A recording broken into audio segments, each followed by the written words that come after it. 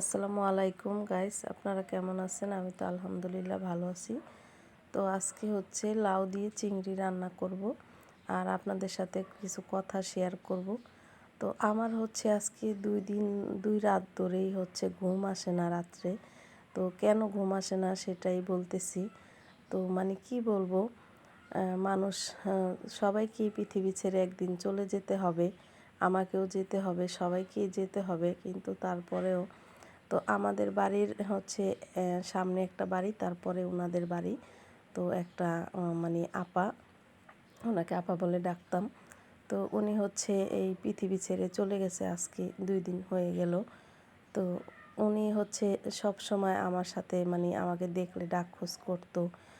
তো আমার বাসায় এসে আমাকে ডাকতো। তো আমি হচ্ছে যে পাঁচমিশালি শাকগুলা যে তুলে আনি মাঝে মধ্যে আপনাদের সাথে শেয়ার করতাম। তো সেই শাকের অনেক পছন্দ আমার। তো উনিও হচ্ছে সেই শাকগুলো আনে, ওনারও অনেক পছন্দ। তো যখনই শাক আনতে যাইতো তো আমাকে ডাকতো যে মেঘলার আম্মু আসেন। তো আমার মেয়ের নাম হচ্ছে মেঘলা, তো আমাকে হচ্ছে মেঘলার আম্মু বলে ডাকতো। তো এই যে মরে গেছে উনি, তো ওনার যে কথাগুলো মানে আমি হচ্ছে মরা বাড়িতে যেতে পারি না, আমার অনেক সমস্যা হয় মরা বাড়িতে গেলে। তো আমি ওনাকে শেষ দেখাটা যে দেখবো সেটাও দেখতে পারলাম না। আমার এতটা কষ্ট লাগছে, মানে কি বলবো, বলার মতো না। আমার চোখ দিয়ে হচ্ছে অটোমেটিকলি পানি মানে পড়তেছে। তো জানি না এটা কি ভিতর থেকে এতটা কষ্ট হয়েছে দেখে আমার নাকি। তো আমি দাঁড়িয়ে আছি দূর থেকে হচ্ছে আমাদের বাড়ির সামনে থেকে ওনার যে বাড়িটা দেখা যায়, তো সেখানে দাঁড়িয়ে দাঁড়িয়ে দেখতেছিলাম। আর আমার চোখ থেকে অটোমেটিকলি পানি পড়তেছে গড়িয়ে গড়িয়ে, আমি বুঝতেছি না যে পানি পড়তেছে, আমি হাত দিয়ে দেখি যে অটোমেটিক পানি পড়তেছে। তো ওনার জন্য হয়তো অনেকটা কষ্ট লাগছে আমার ভিতর থেকে, সেজন্য জানি না।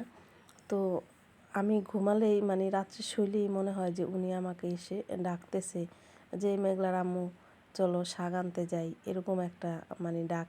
তো আমার এতটা কষ্ট লাগছে কি বলবো জানি না। তো উনি মরে গেছে, আল্লাহর কাছে দোয়া করি আল্লাহ ওনাকে বেহেশতে নসিব করুক, উচ্চ মর্যাদাটাই দেখ। উনি খুব ভালো মানুষ ছিল, কারো সাথে কখনো ঝগড়া কাইজা বিবাদ এসব উনি কখনোই করতো না, সবার সাথে খুবই ভালো ব্যবহার করতো। মানে কি বলবো, ওনার মতো একটা মানুষ হয় না, আমাদের এলাকায় একটা মহিলা হয় না। খুবই ভালো ছিল, তালিমে যেত, নামাজ কালাম পড়তো, খুব ভালো মানুষ ছিল।